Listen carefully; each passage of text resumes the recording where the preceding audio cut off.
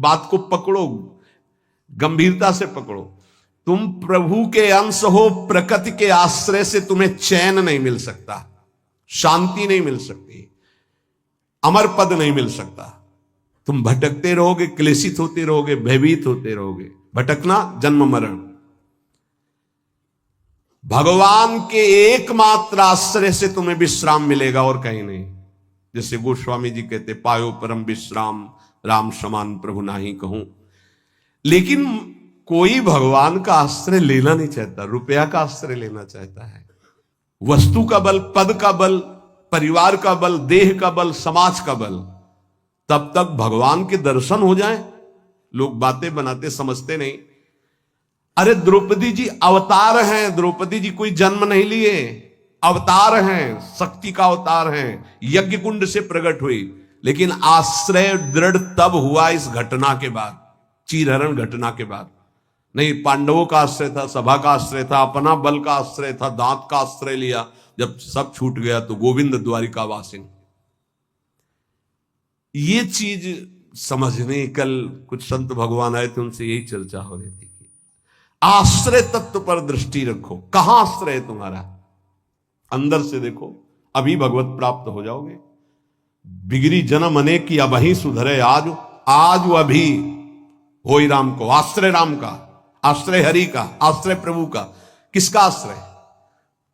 सूरदास जी महाराज कह रहे हैं, अपबल, तपबल और बाहुबल, चौथो बल है दाम। किसका आश्रय इनमें से? अपना बल, तपस्या का बल, दाम का बल, विद्या का बल। किसका बल है? बोले सब बल कहां जागृत होता है? बोले हारे को हरे नाम। जो भगवान के आश्रित हो गया, नाम के आश्रित हो गया। ये जितने आश्रय ये टिकाऊ नहीं है, प्रत्युत ये तुम्हें भ्रमित करके तुम्हारे समय को नष्ट करने वाले हैं। जिसने धन का आश्रय ले लिया, पतन है, शास्त्र कह रहा है। क्यों पतन है?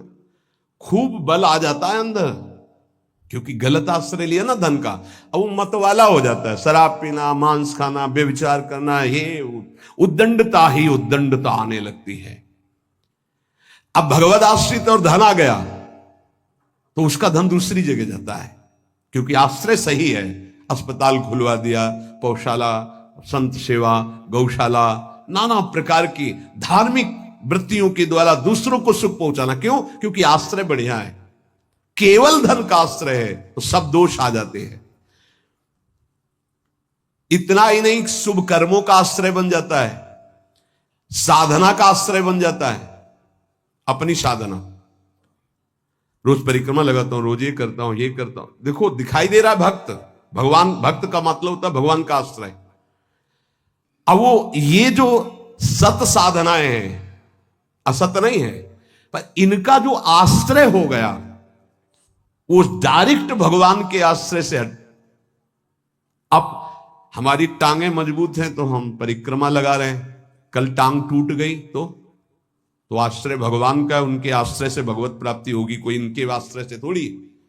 लेकिन अगर वो आश्रय लिया है तो फिर लगेगा हमसे कोई साधना ही नहीं हो रही, आप असंतुष्ट हो जाएंगे।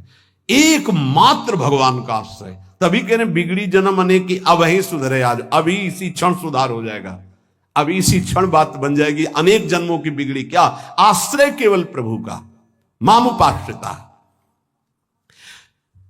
भगवत प्राप्ति की साधना का भी आश्रय नहीं। ध्यान दो, ये बड़ा सूक्ष्म। आश्रय केवल प्रियालाल का। साधना बन रही बढ़िया, कल साधना ना बने, ऐसे रोग हो जाए, ऐसी शरीर की स्थिति हो जाए, ऐसी मना स्थिति हो जाए तो हमें भगवत प्राप्ति नहीं होगी क्या? होगी। बोले क्यों होगी? तुमसे कोई साधन तो बनता नहीं। बोले हमने साधन का आश्रय नहीं लिया, हमने तो प्रियाजू का आश्रय लिया। सर्वेशु साधन वरेशु चिरम निराशा। बात समझना, ये आंतरिक है, आध्यात्मिक। भरोसा केवल प्रभु का, आश्रय केवल प्रभु का, इसी से भगवत प्राप्ति होती है। पूर्व में जब प्रथम बोलना शुरू हुआ था मुरारी से, उनसे यही आश्रय तत्व पर केवल चर्चा होती थी। आश्रय को समझिए। अगर आश्रय साधन का, तो भोग साधन का होता है, साधन सुख का भोग होता है। इसीलिए यह गुण साधनते नहीं, बड़ा सूक्ष्म। अब जैसे अल्पज्ञ साधक है तो सोचता है कि फिर तो साधना ही नहीं करनी चाहिए। तो अभी तक आप कर रहे थे क्या? आपसे करवा रहे थे जिनके आश्रित हो। ऐसे भाव में आओ। साधन हो रहा है, प्रभु को समर्पित हो रहा है। नहीं हो रहा है तो हम तो प्रभु को समर्पित ही हैं, हमारी भगवत प्राप्ति तो पक्की है। भाई ये समझ आनी बहुत कठिन हो जाती है। हम परिक्रमा लगाया है तो कह सकते हैं कि हम भगवत प्राप्ति कर सकते हैं, क्योंकि साधन का भरोसा है। और अगर नहीं लगा पाए तो हमारे भरोसा में कमी हो जाएगी। आप आखिरी बात समझ लीजिए, यदि आपने अंदर से आश्रय हमारे प्रियालाल का ले लिया और कुछ नहीं बन रहा तो भगवत प्राप्ति हो जाएगी। हमारी बात समझ लेना। ये हम बहुत समझी सोची हुई बात कर रहे हैं। आश्रय आपका कहां है? एक क्षण के आश्रय को प्रभु बहुत बड़ा मान लेते हैं, ध्यान रखना। जब बाली जी का भगवान ने प्रहार करके वध किया तो आखिरी श्वासें बाली जी की भगवदाकार थी, पर भगवान से बड़ा छुपा के वचन बोले। हृदय प्रीति मुख वचन कठोरा, और भगवान की तरफ देखकर कहा, मैं बैरी सुग्रीव प्यारा, कारण कवन नाथ मोहि मारा। हम दोनों भाई हैं, हमें अपने भाई की हर चेष्टा को पता है। जैसा मैं वैसा मेरा भाई। बहुत बड़ा भजनानंदी नहीं, हम जानते हैं, बचपन से साथी है। और मैंने कभी आपका विरोध नहीं किया। आपने मारा क्यों मुझे? जो सूक्ष्म बात भगवान, तुम ये जानते थे कि सुग्रीव मेरे आश्रित हो गया है? अरे अभिमानी, मेरे आश्रित का वैरी मेरा वैरी होता है। तो कितने दिनों के आश्रित हुए थे सुग्रीव जी? कोई माला चलाई थी, ध्यान किया था, तपस्या की थी, और निष्काम आश्रय नहीं था, सकाम आश्रय था। बाली मारा जाएगा, मैं किष्किंधा का राजा बनूंगा। और जब राजा बन गए, महाराज जी राम जी प्रवर्षण पर्वत पर रहे, एक दिन भी दंडवत करने न दिन में गए न शाम के गए, 4 महीना नहीं गए। फिर वहां से भयभीत वाले वचन जब भगवान लक्ष्मण जी को जाके बोल दो कि जो बाली को वही बाण तूड़ीर में है उसमें, तब आके दंडवत, नाथ विषय हरि लीने से ज्ञान। हम आपको बात बता रहे हैं प्रमाण सहित। भगवान ने जो वचन कहे उस बहुत मानने और समझने वाली बात। तुम जानते थे कि सुग्रीव मेरे आश्रित हो गया। अरे अभिमानी, तुम मारना चाहता मेरे आश्रित का वैरी मेरा वैरी, मेरे आश्रित का मित्र मेरा मित्र, इसलिए मैंने तुम्हें मारा।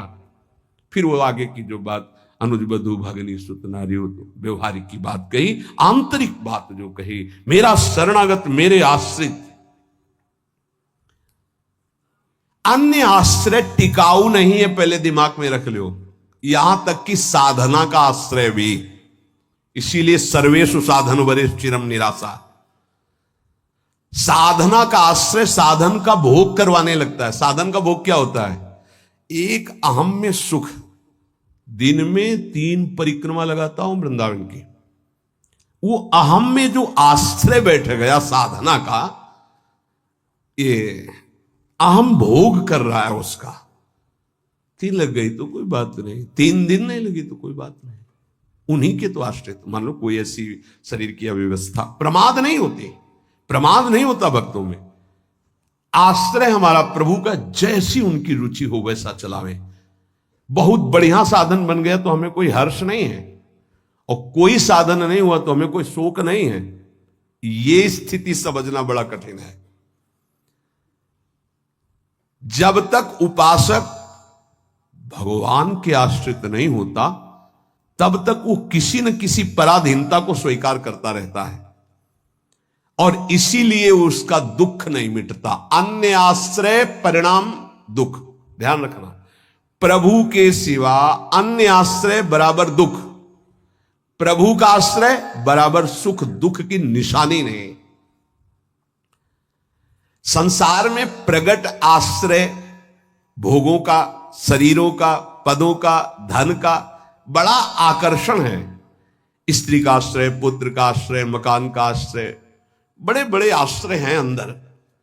जब तक ये आकर्षण रहेगा तब तक भगवान में आकर्षण नहीं होता। और अंदर सब आकर्षण में वही कृष्ण का है। भगवान का आश्रय होते ही त्रिभुवन की प्रिय से प्रिय वस्तु से राग खत्म हो जाएगा। ये पहचान है, कोई प्रिय नहीं लगेगा। वही प्रिय लग रहे हैं, उनके सिवा वास्तविक आज भी किसी को कोई प्रिय नहीं लगता। अगर वो अंतर ध्यान हो जाए तो उस शरीर को फूंक दिया जाता है, जला दिया जाता है, गाड़ दिया जाता है। क्या ये प्रियता रही? प्रियता तो प्रभु से ही थी। देखो, प्रगट में देखने वाले की दृष्टि में और वर्तमान की स्थिति में बड़ा अंतर हो सकता है।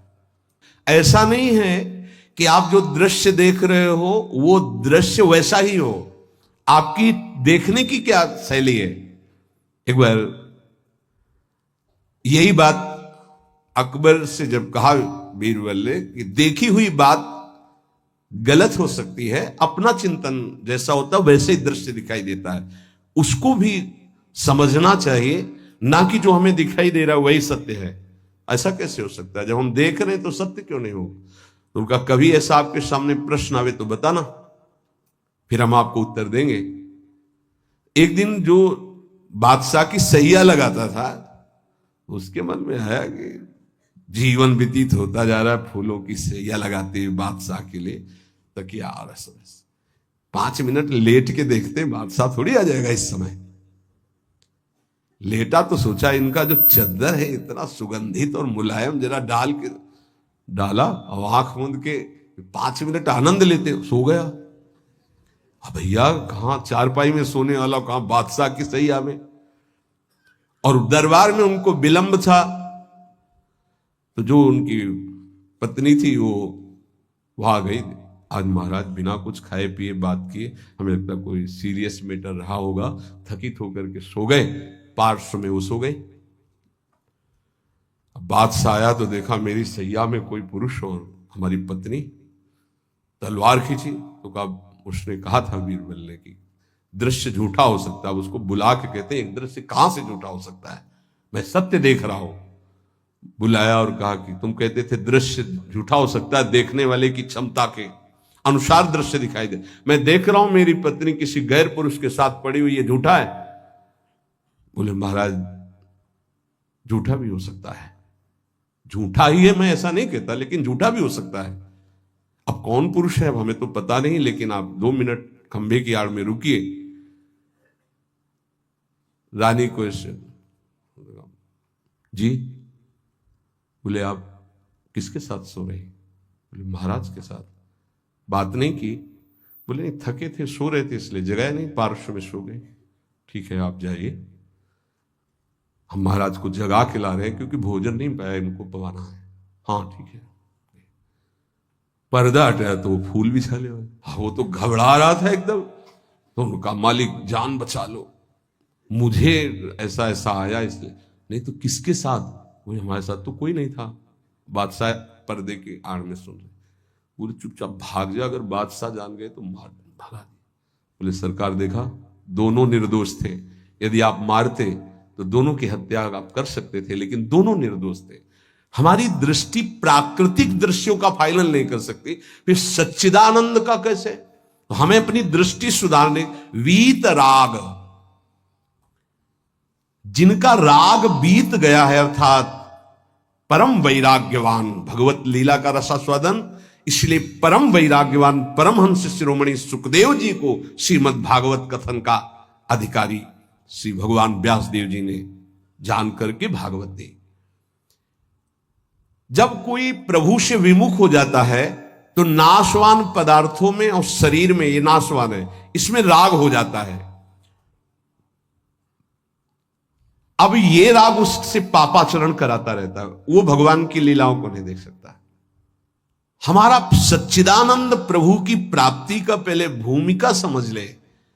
जब कोई तीनों रागों से, 3 प्रकृति के गुण, 3 शरीरों की रचना, तीनों लोकों का वैभव, तीनों रागों से जो मुक्त हो जाता है वो भगवत प्राप्त होता है। भगवत प्राप्ति में भी बड़ा भेद है कई तरह का। भगवत प्राप्ति में भी जो रस सिद्ध महापुरुष है, वो गोपी भाव को, जो उनसे भी सहचरी भाव को, आपकी दशा कहां है? देह भाव में हो। अब देह भाव से देखोगे तो क्या दिखाई देगा? जैसा चश्मा वैसे दिखाई देगा। इसलिए लीला का वास्तविक रहस्य कौन जानता है? बोले वीतराग। कौन वीतराग? बोले जो परमात्मा से विमुख है उसका नाशवान प्रकृति के द्वारा रचे हुए वस्तु, व्यक्ति, स्थान, शरीरों में राग हो जाता है। वो राग जिसका नष्ट हो चुका है उसे कहते हैं वीतराग, परमहंस। ये राग कामना पैदा करता रहता है। रजोगुण से राग उत्पन्न होता है और राग से अप्राप्त की प्राप्ति की चाह का नाम कामना है। मैं ये भोग लूं, जो सुना, जो पढ़ा, जो देखा वो भोग लूं, प्रकृति का कामना कहते हैं। कामना जहां उत्पन्न होती है तो प्रिय पदार्थों का भोग भोगने से लोभ होता है, प्रिय पदार्थों के भोगने में बाधा पड़ने पर क्रोध होता है। भगवान कह रहे हैं कि वीतराग भय क्रोधो मन मया मामुपाश्रिता। जिसका राग नष्ट हो चुका है और जिसका क्रोध नष्ट हो चुका है, क्रोध ही नहीं और भय नहीं है। भय, जब तक आप पापाचरण करेंगे तो बिना किसी भय के भी आपको भय लगता रहेगा। ध्यान रखना, हृदयों में देख लेना। अगर भय लग रहा है आपको, अव्यक्त भय, कहीं ऐसा ना हो जाए, कहीं ऐसा, आपका मन मलिन है और आपने पापाचरण किए हैं, वो आपको भयभीत करते रहेंगे। जो भगवत शरणागत निर्मल हृदय वाला होता है उसके अंदर निर्भयता आती है। निर्भय, निश्चिंत, निशोक। भगवान कह रहे हैं जो राग रहित है और भय रहित है। भय एक ही जगह आता है।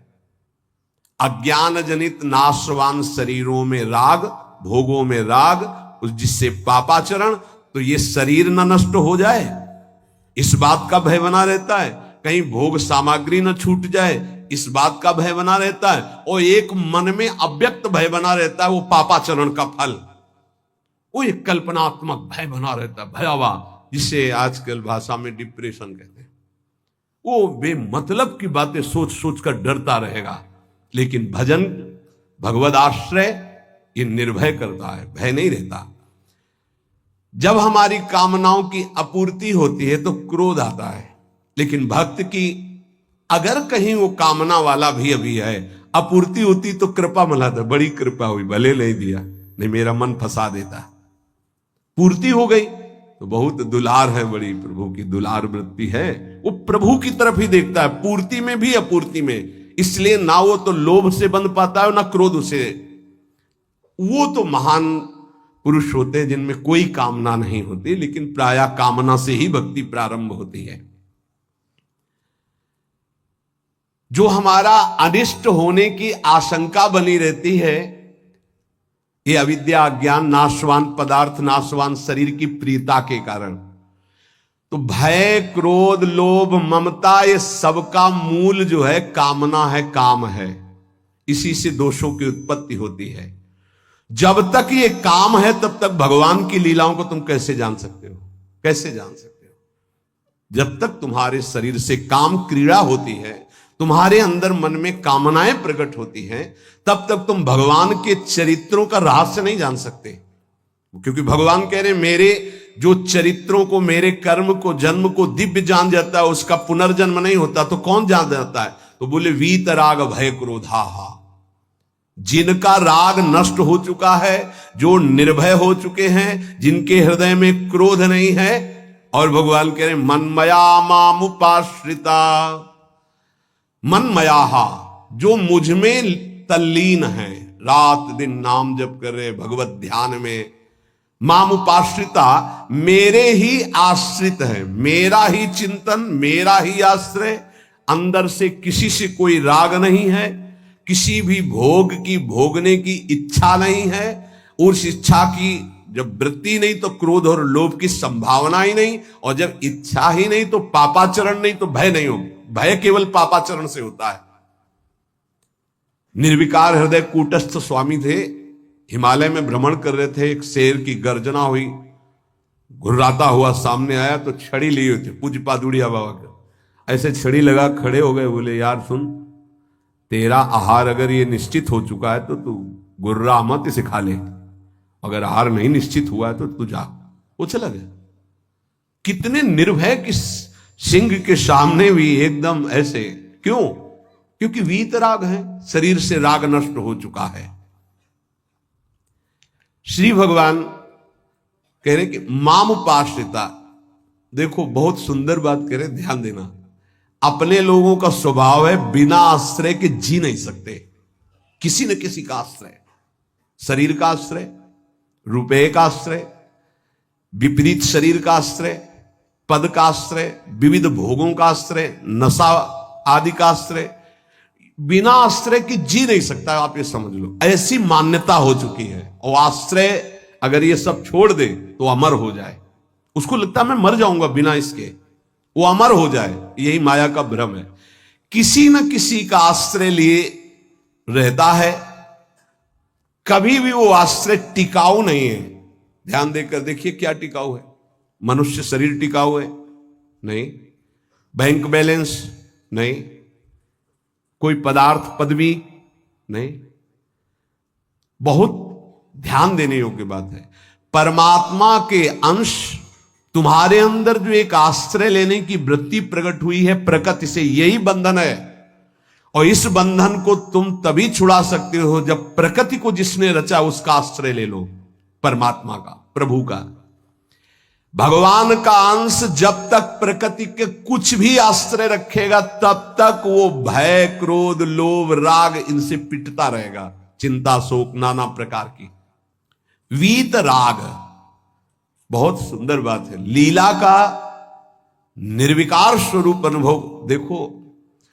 अगर गोपी प्रेम में तनिक भी कोई ऐसी बात होती तो परमहंस श्री सुखदेव जी जो लौटकर अपने पिता का मुख नहीं देखा, जब पुकार रहे थे, माता को तो देखा ही नहीं, वो भला ऐसे विलास को कभी गा सकते थे? विचार कर। बृहस्पति शिष्य उद्धव बंदे नंद ब्रज स्त्रीराम पादरेणु भीक्षण सा, अंतिम समय स्तव का गायन करते। भीष्म जी उस समय गोपी जनों का चिंतन करते हैं, भगवान की उस लीला विलास का। क्या है ये गोपी प्रेम? कोई ऐसी रहस्यमयी प्रेम वृत्ति है जो बड़े बड़ों को समझ में आने वाली नहीं है। इसलिए गायन करें। गायन से आप रास पंचाध्यायी के फलस्तुति को पढ़िए, उसमें लिखा है ये श्लोक, पुरा में याद नहीं, विक्रीडितम ब्रजबधु भीरदम च विष्णु, इस श्लोक में है कि जो श्री कृष्ण की इस रासलीला का जो गोपी जनों के साथ भगवान अद्भुत सुख वर्षा कर रहे हैं, इसका जो गायन करेगा, पाठ करेगा, वो हृदय रोग से रहित हो जाएगा। ये हृदय रोग को निर्मूल करने वाली लीला, अर्थात काम का सर्वनाश करके प्रेम प्रकाशित करने वाली। श्रीमद चतुरासी जी की फलस्तुति में लिखा है, भवजल निधि को नाव और काम पावक को पानी। काम रूपी अग्नि को शांत करने के लिए लीला जल है। चतुरासी जी का गायन निष्काम करके प्रेम प्रकट करता है। यहां प्रार्थना है, अर्थ की तरफ दृष्टि मत ले जाना। अगर अर्थ कभी आप पढ़ भी ले तो उसको चिंतन में मत आओ, उसको छोड़ दो। जब तक आपकी भाव दशा ठीक नहीं है, अभी आपके अंदर काम आता है, आपके अंदर नाना प्रकार की वासनाएं हैं, आप नहीं समझ पाएंगे। आप उसे प्राकृतिक भाव से अगर देखेंगे तो बात ठीक नहीं, क्योंकि प्रिया प्रीतम सच्चिदानंद में आपकी बुद्धि प्राकृतिक भाव सच्चिदानंद पर आरोपित करना, फिर वो बिगड़ जाएगा।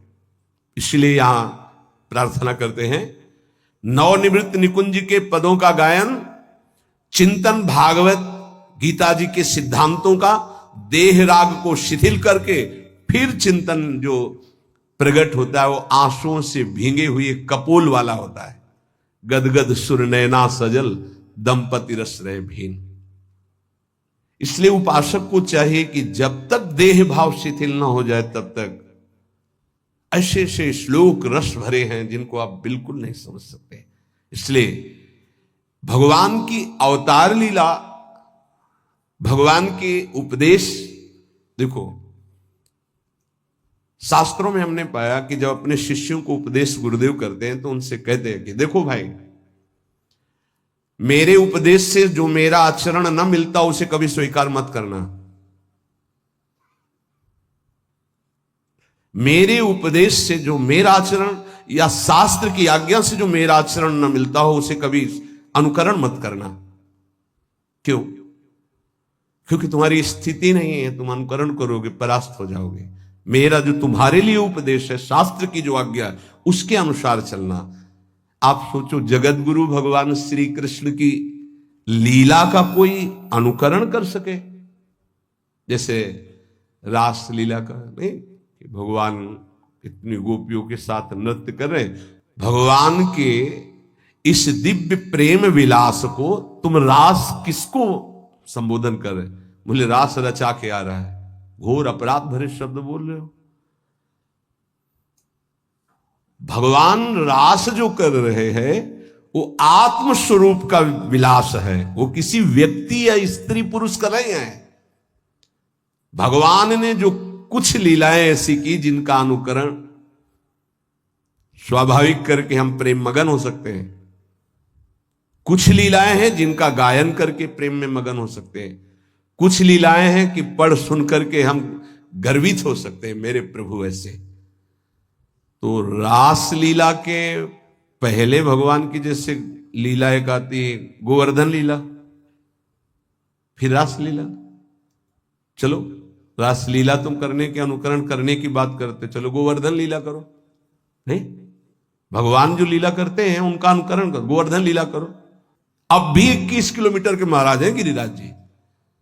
श्री कृष्ण चंद्रजू जो लीला कर रहे हैं वो गायन करनी है, अनुकरण करने की सामर्थ्य किसमें है? किसमें है?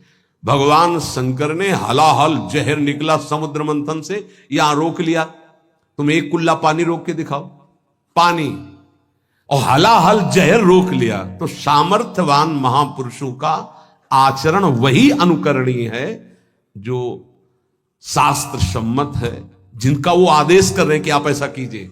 हर बात अनुकरणीय नहीं है, क्योंकि वो किस दशा में किस स्थिति में है। इसीलिए यहां भगवान कह रहे मेरे जन्म कर्म की दिव्यता को कौन जानेगा, और जो जानेगा उसका पुनर्जन्म नहीं होगा। तो बोले वीत राग, जिसका राग नष्ट हो चुका है,